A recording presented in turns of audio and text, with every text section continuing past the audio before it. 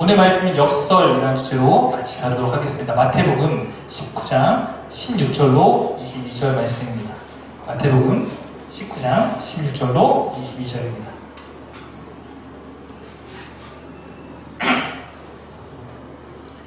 네, 우리 함께 오늘은 좀 말씀 기니까 교독해서 읽겠습니다. 교독이라는 것은 제가 먼저 한 줄을 읽고 여러분이 한 절 읽고 이렇게 돌아가면서 읽는 걸 말합니다. 제가 먼저 읽겠습니다. 어떤 사람이 주께 와서 이르되 선생님이여 내가 무슨 선한 일을 하여야 영생을 얻으리이까? 주께서 이르시되 어찌하여 선한 일을 이르게 묻느냐? 선한 일은 오직 한 분이시니라. 내가 생명에 들어가면 계명을 지키라. 이르되 어느 계명이오니까? 예수께서 이르시되 살인하지 말라, 간음하지 말라, 도둑질하지 말라, 거짓 증언하지 말라. 내 부모를 공경하라. 내 이웃을 내 자신과 같이 사랑하라. 그 청년이 이르되 이 모든 것을 내가 지켰사온데 아직도 무엇이 부족하니까? 예수께서 이르시되 네가 온전하고자 할진대 가서 내 수술을 하라. 가난한 자들을 제출하라. 그리하면 하늘에서 보화가 내게 있으면 그리고 와서 나를 따르라 하시니. 같이 읽겠습니다. 그 청년이 재물이 많으므로 이 말씀을 듣고 근심하며 가자. 아멘.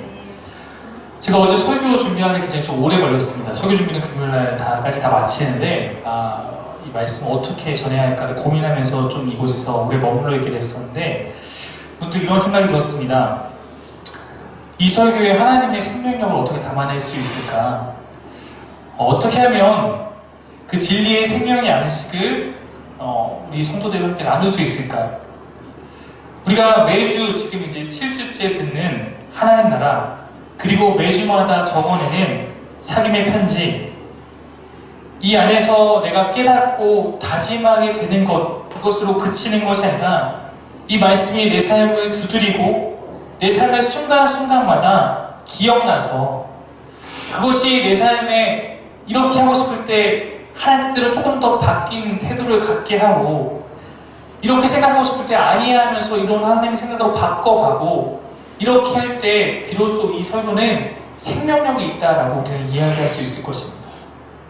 말씀을 전하는 저에게도 생명력 있게 하나님의 진리를 담아내는 것이 중요하겠지만, 이것을 갖고 살아가는 여러분을 통해서 이 말씀의 생명력 여부는 결판 날지도 모르겠습니다. 오늘 이 말씀, 이 하나님의 생명의 씨앗이 옥토와 같은 마음들을 만나서 잘 심겨지고 잘 열매 맺기를 다시 한번 소망하며 오늘 말씀 함께 전하고 싶습니다. 저는 지난 2주간의 설교를 통해서 가난한 자들의 나라 그리고 다 팔아라는 설교를 했습니다. 지금 여기 보면 하나님 나라로 배우는 여정이 나오는데 5주, 6주차가 비슷한 주제로 나눴습니다. 여기서 이 가난한 자를 의미하는 푸토코스라는 단어를 기억할 겁니다. 넘겨주시겠습니까? 네, 푸토코스라는 것은 절대적 가난의 상태를 의미하는 단어입니다. 즉, 내 생존을 전적으로 누군가에게 의지하여 살아가는 상태가 푸토코스인데, 하나님은 그런 자들과 함께 하신다라는 것이 설교의 내용이었습니다. 우리가 그 생존권에 하나님께 의지할 때 하나님은 우리 향해서 손을 내밀고 하나님의 것으로 채우신다는 것입니다. 이것이 하나님 나라 백성의 모습입니다. 이 가난은 무엇을 의미하는가? 그럼 여기서 말하는 가난은 무엇인가? 라고 할 때 이것은 사회 경제적인 가난이라고 말할 수 있습니다. 이것을 사회 경제적 가난이라고 말하는 것은 단순히 경제적으로 가난한 사람들뿐만 아니라 마치 성경에 나온 세리와 같은 사람을 통해서 이것이 사회적인 가난, 이것도 하나님께서 함께 하신다는 것을 우리는 알 수 있습니다. 예수님과 자주 교제했던 세리들은 경제적으로는 부유했습니다. 그러나 그들에게 또 하나의 문제가 있었습니다. 그것은 사회적 가난, 즉 소외됨, 왕따, 혹은 예수님 앞에 나온 약자, 병든 자, 이름으로 인해서 하나님밖에 바라볼 수 없는 사람, 이 모든 사람들을 푸토코스라고 부르는 것이고, 그런 상태에 있는 사람들에게 하나님께서 함께 하셨다는 것입니다. 다른 의미로 말하면 나는 그렇지 않아서 나는 하나님 필요 없어 라고 하는 사람에게는 그들에게는 하나님이 그들의 하나님이 되어주지 않았다는 것입니다. 여러분, 하나님 나라의 복음이라는 것은 부유한 자나 가난한 자나 소외된 자나 혹은 왕이나 누구에게나 차별 없이 선포됩니다. 그러나 다만 그 복음에 대한 반응이 다릅니다. 아마 이것은 오늘 말씀에서도 우리가 확인할 수 있을 것입니다. 오늘 말씀은 우리가 잘 알고 있을 만한 말씀 가운데 하나인데, 이곳에는 부자 청년이 나옵니다. 이 청년이 어떻게 부자가 되는지 나오지 않습니다. 다만 청년이라고 나오고 부자였다고 나오고 있습니다. 여러분, 지난주에 나왔던 바늘기에 대한 교훈이 있지 않습니까? 부자가 천국에 들어가는 것이 낙타가 바늘기에 들어가는 것보다 어렵다. 이 말씀이 나오게 된 배경이 바로 이 이야기 때문입니다. 이 부자 청년이 실패하고 돌아간 것 때문에 예수님이 뒤이어서 바늘기 교훈을 주셨기 때문입니다. 이렇게 이야기가 진행됩니다. 넘겨주십시오. 먼저 부자가 예수님 어떻게 하면 영생을 얻습니까? 이거는 어떻게 하면 하나님 나라에 들어갑니까? 와 같은 내용이겠죠. 말씀하십니다. 하나님의 말씀, 계명에 순종해라. 어떤 말씀에 순종해야 합니까? 뭐라고 말씀하십니까? 율법에 가르친 것들에 순종해라. 근데 여기서 말씀하신 율법에 가르친 내용들이 대부분 다 사람과 사람 사이에 대한 계명을 말씀하셨습니다. 근데 이 사람이 당당하게 이렇게 얘기하는 겁니다. 저는 그 계명 다 잘 지키고 있어요. 그럼 제가 혹시 또 뭐가 부족할까요? 이렇게 묻습니다. 그는 이렇게 말하는 겁니다. 나는 살인하지 않고, 간음하지 않고, 도둑질하지도 않고, 거짓말하지도 않고, 난 내 부모도 잘 존경하고, 난 이웃도 사랑해왔다고 자신합니다. 아마 이 시대에 많은 사람들이 같은 고백을 할 수 있을 겁니다. 특히 부자라면 나 열심히 살고, 나는 최선을 다하고, 나는 이만큼 기부도 하고, 이렇게 열심히 살고 있는데 내가 뭐 떳떳하죠. 나는 특별한 큰 잘못 저지르지 않았고 열심히 살았고 이웃을 잘 도왔습니다. 저 정도면 괜찮지 않나요?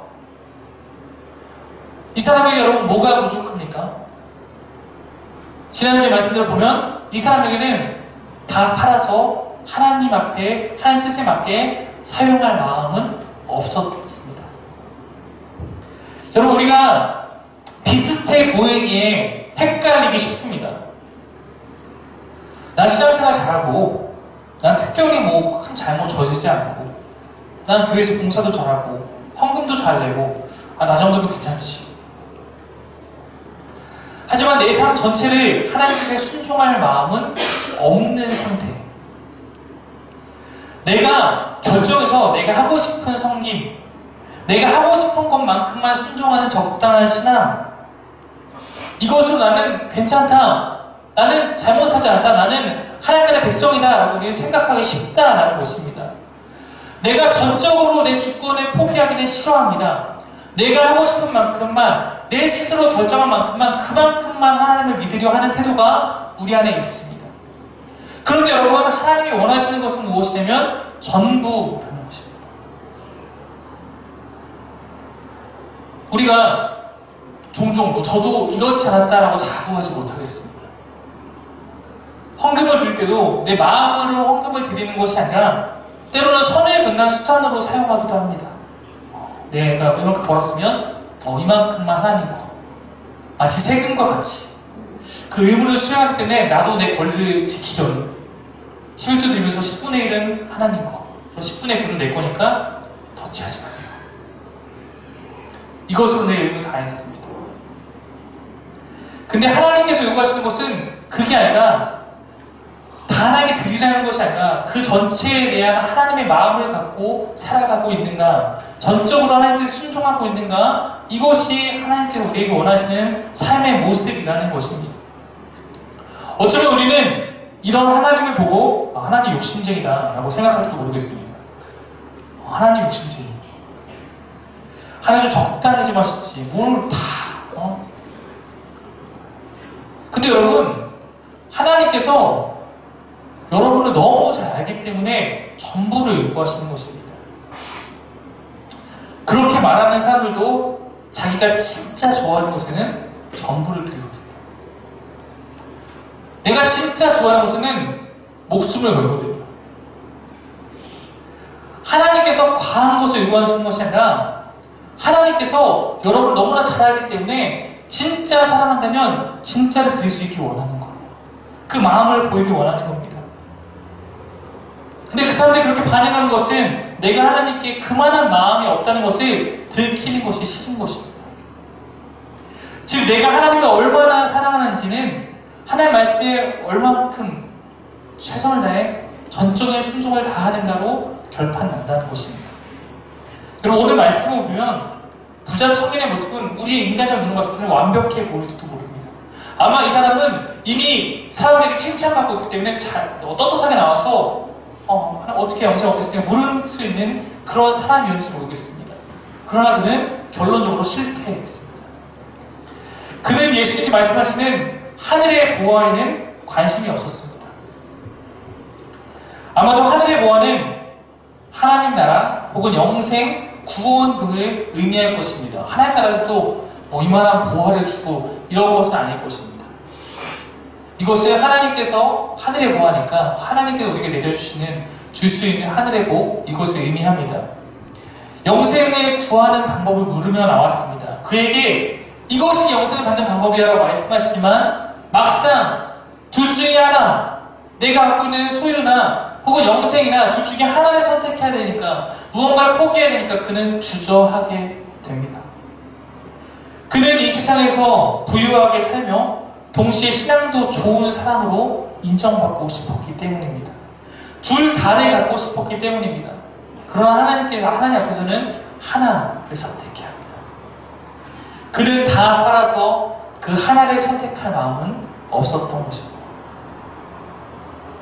어쩌면 만약에 그에게 이런 시간처럼 하나님께 다 드리겠습니까? 라고 그저 물어보기만 했다면 그도 자신있게 예 라고 말했을지도 모르겠습니다.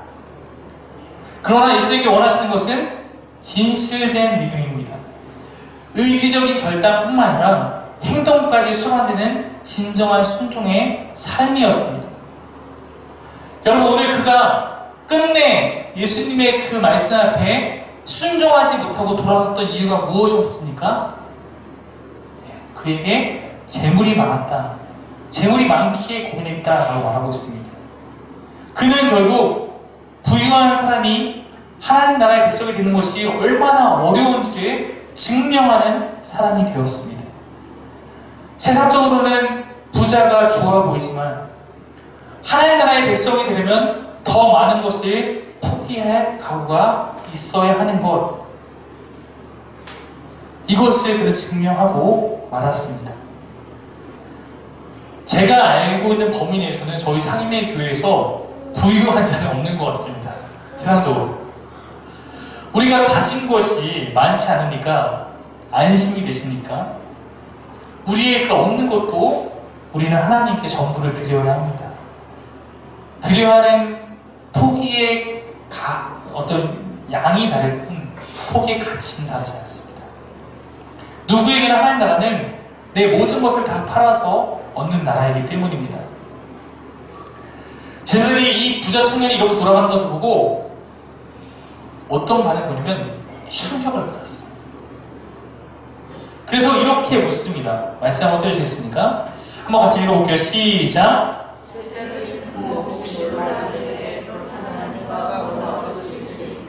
얘는 되겠지. 얘는 칭찬받고 갔겠지. 근데 믿었던, 열심히 신앙생활을 해왔던 이 부자 청년이 그렇게 실패하고 돌아가니까 기자들이 말해요. 그러면 도대체 누가 구원받을 수 있겠습니까? 예수님께서 주시는 답이 이렇습니다. 예수께서 그를 보시며 이르실 때 사람으로는 할 수 없으나 하나님으로서는 다 하실 수 있느니라. 여러분, 사람은 잘 포기 못합니다. 스스로의 의지로 하나님께 전부를 드린다는 것이 결코 쉽지 않습니다. 못함을 어쩌면 알아야 합니다. 그러나 하나님으로서는 가능합니다. 하나님께서 내 안에 역사하시고 내 안에 그분과의 진정한 만남, 진정한 사귐이 있을 때 내가 세상의 것에 대한 소유욕을 내버릴 수 있게 되는 것입니다. 왜 우리 교회가 사귐의 교회를 이름을 줬습니까? 하나님과의 사귐이 신앙생활에서 가장 중요하기 때문입니다. 제가 아까 얘기했듯이 우리가 정말로 사랑하는 것을 만나게 되면, 혹시 그 사람이라면 그 사람을 위해서 다른 것이 귀하게 느껴지지 않고 이것만 얻으면 충분하다는 마음을 사람에게도 갖습니다. 우리가 하나님과의 진정한 사귐에 있을 때 내가 갖고 있는 것이 아무것도 아니라는 고백이 가능해지는 것입니다. 하나님을 제외한 채 내가 세상을 향한 그 마음들을 버릴 수 있는 것이 없다는 것입니다. 그럼 이렇게 해서 하나님 앞에 전부를 버리며 나아오는 사람이 있을까요? 성경은 보여주고 있습니다. 누가 그렇습니까? 바로 삭개오입니다. 여러분, 삭개오가 누굽니까? 세리장. 그는 경제적으로 가난한 자가 아니었어요. 그는 가진 것이 많은 사람이었습니다. 근데 그는 예수님께 나오게 된 그 원인은 사회적 가난이었어요. 왕따. 어떻게 우리로 말하면 매국노 같은 거죠. 그래서 모든 사람이 지탄을 받고 있었어요. 소외된 자였습니다. 그 마음이 그가 예수라는 분 앞에 나아오게 하는 결정적 계기가 되었습니다. 약함과 결함과 내게 있는 어떤 것이 하나님을 바라보게 하는 중요한 힘이 될 수 있습니다. 그렇게 주님을 만났습니다. 그리고 주님과의 그 식탁 교제 가운데 그가 하나님과의 그 사귐을 통해서 진리가 무엇인지를 깨닫게 되었습니다. 삭개오의 고백이 무엇입니까? 내게 있는 것을 팔아서 내가 지금까지 누군가를 뺏었다면 4배로 갚겠습니다. 제가 봤을 때 4배로 갚기 시작하면 삭개오가 거짓이 될 수 있습니다. 두려워하지 않았어요. 하나님을 위한 삶을 살기로 그는 다짐합니다. 여러분 생각해보세요. 삭개오라는 사람이 왜 왕따가 됐겠습니까? 그가 재물력이 없어서? 재물력이 남들보다 더 많아서입니다. 재물력이 너무 많아서 왕따가 될지언정 난 부자가 될 거라고 생각하고 간 길입니다. 근데 그가 변했어요. 이제 그에게 예수님보다 더 귀하게 여기는 것이 없는 삶으로 그는 변했다는 것입니다. 어쩌면 성경으로 묻고 있는 거예요. 그도 변했다면 변하지 못할 사람이 있겠는가 하는 말이죠. 왜 가난한 자에게 하나님 나라가 주어지는가? 왜 우리가 자발적으로 푸터코스가 되어서 하나님만 바라보고 살아간다고 이야기하는가? 왜 세상의 가치에 역행하는 삶을 결단해야 하는가? 이것이 영적 태도의 문제이기 때문입니다. 여러분, 우리의 목표는 가난이 아닙니다. 가난 그 자체가 우리의 목표는 아닙니다. 가난한 마음 가운데 내가 누구를 의지하고 누구를 바라볼 것인가, 그것이 중요하다는 것입니다. 여러분, 가난하여도 끝내 하나님을 바라보지 못하고 다른 것을 의지하고 다른 것을 바라보며 살아갈 수 있습니다. 가난이 우리를 구원하는 것은 아닙니다. 가난은 우리가 하나님을 찾게 되는 정말 중요한 계기, 기회입니다. 시편을 보면 왕인데 시편에서 그를 가난한 자라고 부릅니다. 그의 안에 하나님을 채울 수 없는, 하나님밖에 바라볼 수 없는 여러 가지 상황들이 그를 그런 마음으로 만들었기 때문입니다. 예수님 앞에 나오는데 어떤 신분적이나 어떤 제한은 없습니다. 다만 가장 중요한 것은 다 내어놓을 수 있는 것. 내가 영적으로 진짜 가난한 푸토코스의 마음을 갖고 하나님을 바라보는 태도를 가질 수 있는가? 하나님만을 의지하는 그 태도가 내 삶의 전적인 순종으로 한다는 것입니다. 이것이 유일한 조건입니다. 여러분, 어려움과 고난이 우리의 삶에 찾아옵니다.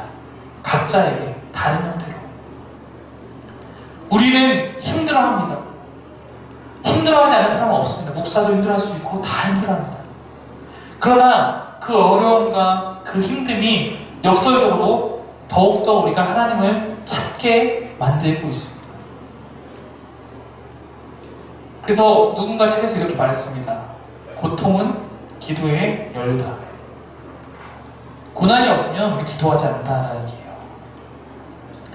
그러므로 여러분, 세상의 고난이 하나님 나라의 관점에서 봤을 때는 주님께 나오는 중요한 기회가 되기도 합니다.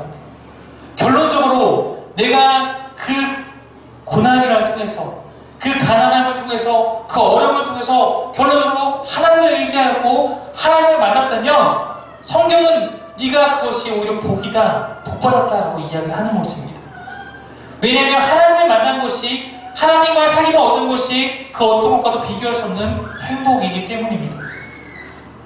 그러므로 예수님의 사역 가운데 주로 나왔던 사람들은 사회 경제적인 약자들이었습니다.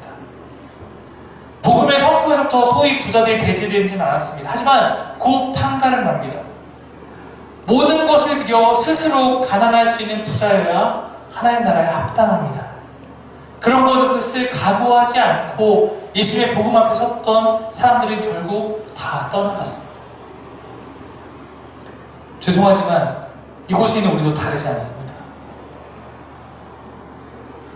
저는 교회가 전하는 복음이 우리에게 최고의 행복을 주는 길이라고 믿습니다. 그러나 그 행복이 내가 스스로 꿈꿔왔던 것과 다를지도 모릅니다. 하나님께서 이것이 너에게 진짜 행복이라고 말하는 그거에 내가 아직 동의되지 않을 수도 있습니다. 그러나 경험해 가다 보면 고백하게 됩니다. 무엇이 진짜인지를 경험하면 알게 될 것입니다. 그리고 스스로 깨닫게 될 것입니다. 한 가지 확실한 것은 복음은 내 기대를 채워주는 것이 아니라 하나님의 기대에 내가 순종하여 복종함으로 나의 복음이 된다는 사실입니다. 이제 여러분에게 묻겠습니다. 여러분, 사랑하는 우리 사귐의 교회 형제 자매 여러분, 여러분은 하나님께 답하셨습니까?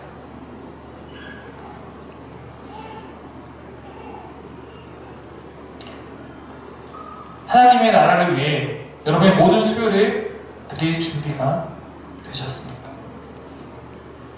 내 모든 소유의 주인이 하나님으로 바뀌었습니까?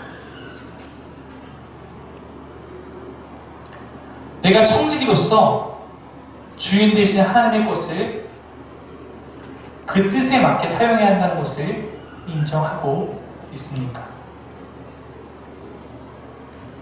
우리는 귀로 이 복음을 듣는 것뿐만 아니라 마음으로 받아 결단하고 삶으로 나아가야 합니다. 어쩌면 우리는 매일같이 물어갈지 모릅니다. 나는 그 나라에 합당한 삶을 살고 있는가?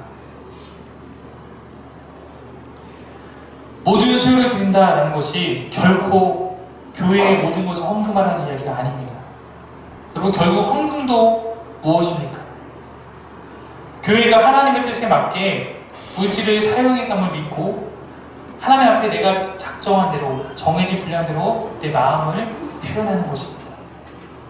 만약에 여러분의 헌금이 나는 사귐의 교회에 그래도 한 멤버니까 마치 멤버십 회비처럼 나 여기 밥을 얻어먹고 있으니까 밥값은 내야지 라는 마음으로 내거나 혹은 아까 이렇게 세금처럼 들여주고 있다면 그 헌금은 결코 해서는 안 됩니다. 안 하셔도 됩니다.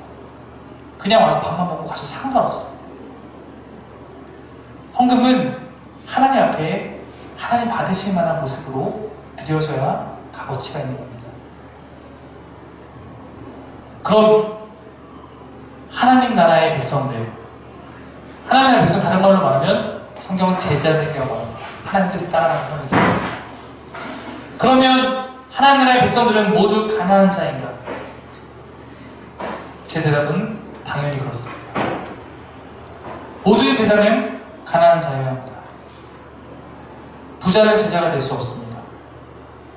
복음을 들었는데 여전히 부자로 산다면 그는 제자가 아닙니다. 모든 소유는 하나님의 것인데 아직도 자기의 소유를 뭔가 남겨놓고 있다면 그것이 부자입니다. 이것이 무엇을 의미하는지는 제가 계속해서 이야기할 것입니다. 그리스도인이 높은 자리로 가지 말거나 월급을 위해서 500 준다면 저는 부유한 데 살면 안 되겠어 100만 원 말이에요. 이런 의미는 아닙니다. 알게 될 거예요. 그러나 내 스스로가 내게 있는 모든 것이 하나님의 것이라는 것을 인정하지 않다면 그가 부자라는 것입니다. 제자가 되면 모든 소유권은 하나님의 것이 되는 것입니다. 모든 제자는 자발적으로 가난한 자입니다. 모든 소유를 다 팔았기 때문입니다. 내 소유는 하나도 없습니다. 우리는 절대적으로 가난해야 합니다. 내가 한 달에 얼마를 벌든지 내 차가 무엇인지 내 집이 어떤 형태든지 다 하나님의 것임을 인정해야 합니다. 내 것이 없습니다. 이것이 하나님 나라의 원리입니다. 그리고 내게 맡겨진 것이 어떻게 사용되어져 가고 있는가에 따라서 그 열매를 보고 하나님께서 판단하실 것입니다. 진정한 제자인가 제자의 탈에 쓰고 있는 것입니다. 지금은 좋은 차가 워낙 많지만 아무래도 국산차 중에는 에쿠스가 뭔가 상징적이죠. 네. 저는 개인적으로 예전부터 목사가 에쿠스를 타서는 안 된다고 여러 번 말해왔습니다. 그것이 교회 부흥의 자랑과 상징이 아니라 스스로 제자가 아님을 드러내는 부끄러운 일이라 저는 생각합니다. 모든 그리스도인이 검소하기 위해 노력해야겠지만 목회자라면 특별히 더 그러해야 한다고 믿습니다.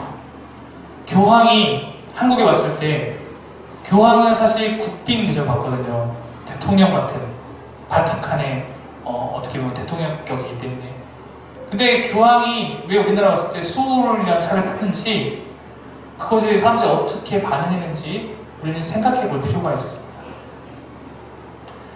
여러분, 성도들 가운데 때로는 나는 말씀을 듣고 검소하게 살고자 하지만 내 역할과 지위에 맞게 좋은 차, 내가 느끼기에 과분한 차를 타야 할 때도 있습니다. 예를 들어서 우리 준우가 어떤 뭐가 됐는데 사회적 어떤 지위에 올라갔는데 거기서 제공되는 차가 있는데 나 이거 말고 저는 마티 주세요 이럴 수 없는 상황이 될 수도 있어요. 혹은 내가 어떤 비서로서 어떤 사장님을 부패하고 이렇게 하는데 거기서 타야 되는 그 사람 모시기에 타야 되는 차가 좋은 차일 수도 있습니다. 그러나 여러분, 그런 것을 다 배제하고 말하는 것이 아니라 그것이 내 우상화가 되어서는 안 된다는 것입니다. 내 자랑이 되어서는 안 된다는 것입니다. 혹 내가 지금 누리고 있는 것이 내가 생각한 제자의 삶의 기준에 과하다고 여기면 항상 미안한 마음, 빚진 마음이 있어야 한다는 것입니다. 내가 하나님의 것을 지나치게 누리고 있다는 것에 대해서 죄송한 마음이 있어야 한다는 것입니다. 우리가 누리는 것이 당연해서는 안 됩니다. 제자는 하나님의 것을 하나님 뜻에 맞게 사용하기로 다짐한 자입니다.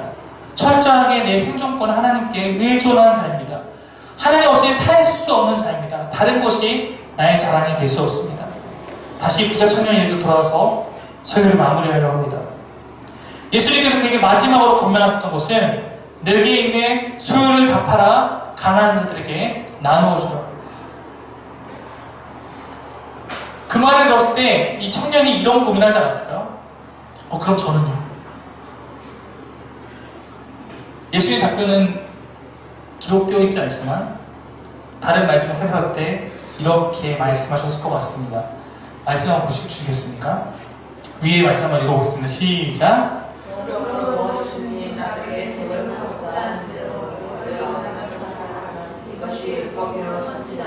제가 몇 번에 말했지만 하나님께 원하시는 모습은 가진 자가 자신의 것을 팔아 나눠줌으로 함께 동등한 모습으로 살아가는 것입니다. 이스라엘 공동체가 원하셨던 것은 가난한 자들이 생기면 내 손을 펴서 그에게 나누어 모두가 가난한 자가 없게 하라는 것이 하나의 뜻이었습니다. 예수님 앞에는 너도 가난한 자와 똑같이 나누어 먹으라. 그러므로 하나님 나라를 지금 소유한 자들의 특징은 배고픔입니다. 지금 줄인 자는 복이 있나니 너희가 배부름을 얻을 것이다. 지금 내가 이 세상에서 배고프고 검소하고 뭔가 그러고 하면서 궁핍함이 있어서 필요가 있을 때 그런 삶을 살아갈 때 우리가 나중에 하나님 나라의 영적인 그 풍요로움에 참여하게 된다는 것입니다. 현재 삶에서 내가 배부른 것은 제자다운 삶의 태도가 아니라는 것입니다. 검소함이 제자의 물질 사용의 기본 원리라는 것입니다.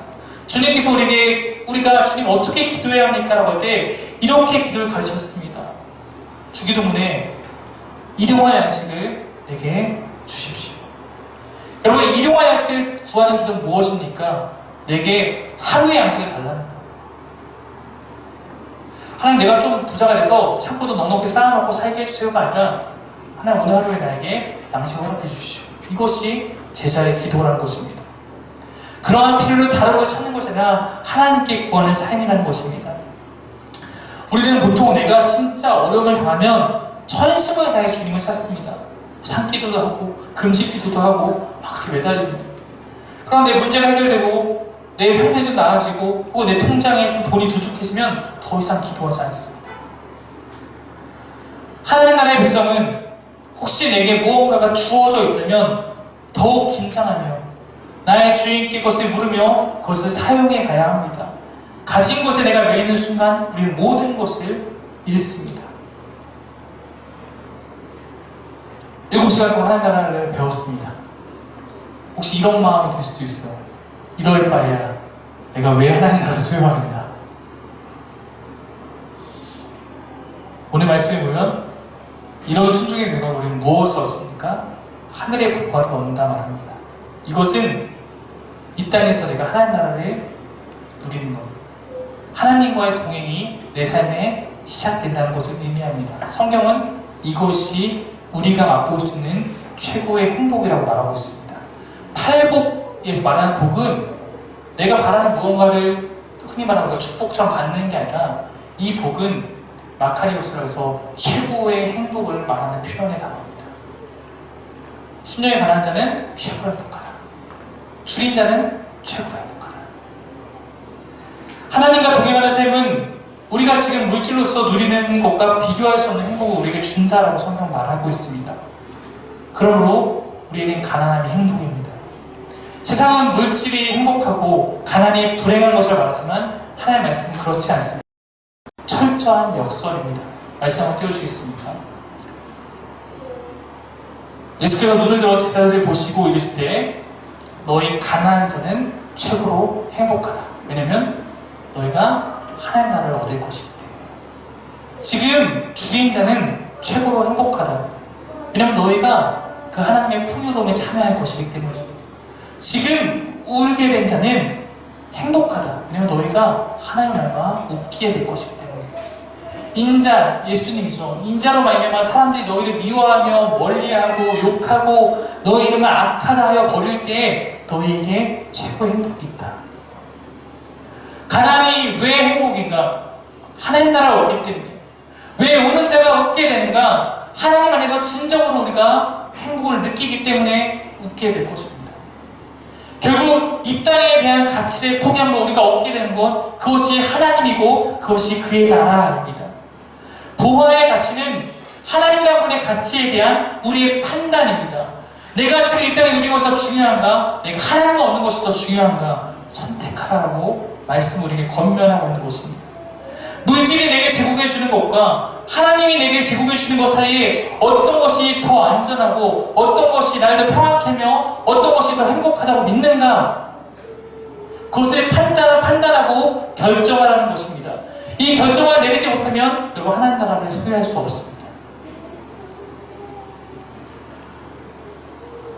말씀을 마무리하면 한마디만 더 나누고 싶습니다. 여러분, 모든 소유를 우리가 내어놓는 것이 어떻게 가능할까요? 어떻게 가능할까? 성경은 이거에 대해서 명확하게 이야기하고 있습니다. 가장 간단한 방법이 있습니다. 그것은 죽는 것입니다. 여러분, 세상에서 아무리 내 재산이 많아도 사망 신고를 땅 하면 내 모든 소유권이 날아갑니다. 내 모든 소유권이 이전되게 됩니다. 죽은 자는 인격이 없기 때문에 소유의 권한이 없습니다. 이것이 세상의 원리죠. 우리가 모든 소유권을 하나님께 이전하는 유일한 방법 또한 죽는 것입니다. 말씀 주십시오. 한번 읽겠습니다. 시작. 이에 예수께서 제자들에게 이르시되 누구든지 나를 따라오려거든 자기를 부인하고 자기 십자가를 지고 나를 따를 것이니라. 누구든지 제 목숨을 구원하고자 하면 잃을 것이요 누구든지 나를 위하여 제 목숨을 잃으면 찾으리라. 성경에 왜 이런 말씀을 하겠습니까? 이것이 유일한 방법이기 때문입니다. 십자가에 죽으면 내가 살아있지 않기 때문에 내 모든 소유가 하나님께 이전됩니다.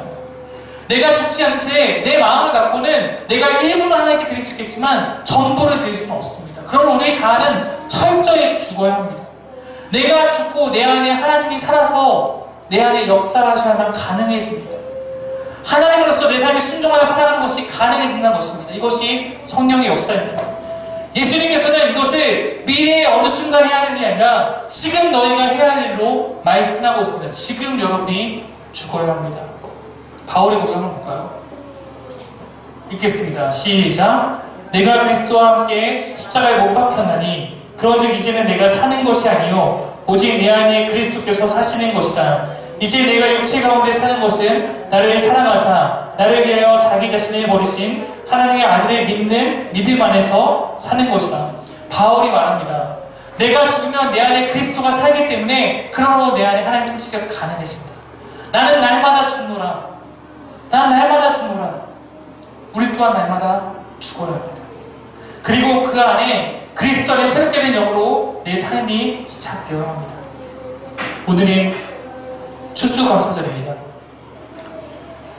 사실 저는 추수감사절을 지켜야 하는지 고민이 좀 있었습니다. 이유는 이 추수감사절 기원이 미국 청교도에게는 감사의 날이었지만 그 본토의 인디언들한테는 굉장히 아픔의 배경이 있는 날이기 때문입니다. 신대륙을 발견한 백인들은 그 모든 것을 감사해서 감사함을 드렸지만 어쩌면 그렇게 기원된 이 추수감사절은 누군가에게는 우리가 배우는 하나님 나라의 원리와는 전혀 역행하고 있는 것일지도 모릅니다. 비록 잘못된 역사의 시간들 안에서 시작된 감사절이었지만 우리가 오늘 이곳에서만큼은 세상의 원리와 가치를 뒤엎고 온전한 하나님의 원리를 쫓기로 다짐하며 하나님에 향한 진정한 감사의 고백으로 함께 나아갈 수 있기를 원합니다. 역설적 복음은 우리에게 무엇이 감사한지를 오늘 말해주며 마치고 있습니다. 어쩌면 지금 내게 있는 문제들이 감사하고 그로 인해 내가 조금이라도 더 주님을 의지하게 되기 때문입니다. 어쩌면 내게 있는 연약함이 감사하고 진짜 강하신 하나님을 찾게 되기 때문입니다. 어쩌면 내게 있는 남들은 모르는 그 외로움이 감사하고 왜냐면 내가 하나님을 의지하게 기대게 하기 때문에 이것을 우리의 입술로서 고백하고 선포하는 것이 믿음입니다. 세상의 가치관을 뒤엎는 이 복음에 반응하는 것이 믿음입니다. 내게 모든 것이 있기 때문에 감사한 것이 아니라 그리 아니하기 때문에 나와 같은 이가 주님을 의지하며 예배할 수 있음이 우리의 감사임을 믿으며 내 전부를 주님께 드려 내 삶의 제물로 주님께 나아가는 진정한 감사의 날이 되기를 간절히 바랍니다. 우리의 왕이시고 우리의 주이신 하나님께 기도드리겠습니다.